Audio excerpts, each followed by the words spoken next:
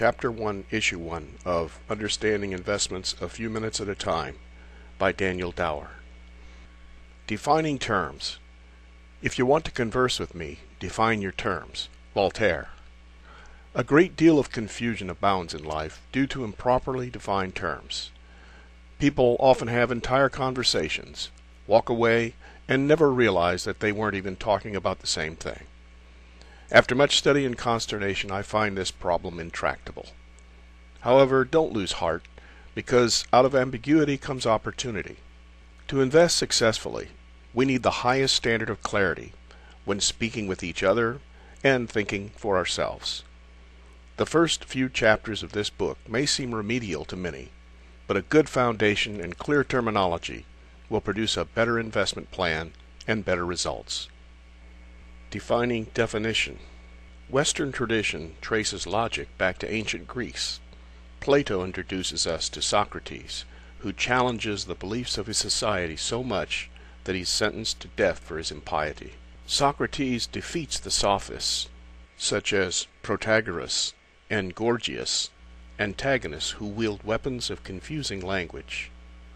I find Socrates' most significant advice to be the preference for dialectic over rhetoric. In a book, we are limited to rhetoric, one-way communication. Politicians give long speeches and walk away to applause without having their ideas challenged.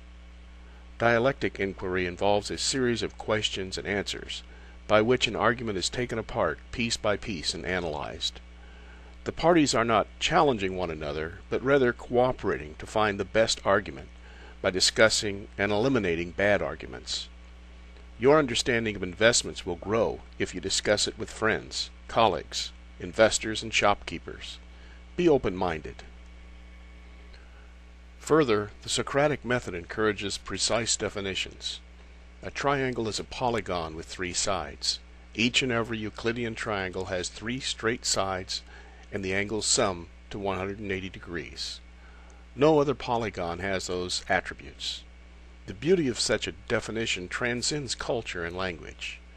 It's easy to understand why one would want to bring such rigor to politics, virtue, and morality. Yet philosophers struggle with how to reconcile this search for perfection in an imperfect world. Immanuel Kant sought the categorical imperative, logic that would apply universally. But few people would act on such pure reason. We humans are emotional, social creatures. Words and ideas have meaning only in reference to other words and ideas. It's easier to discuss a triangle than a term like risk. We must proceed with caution. Even today, these boundaries are being tested.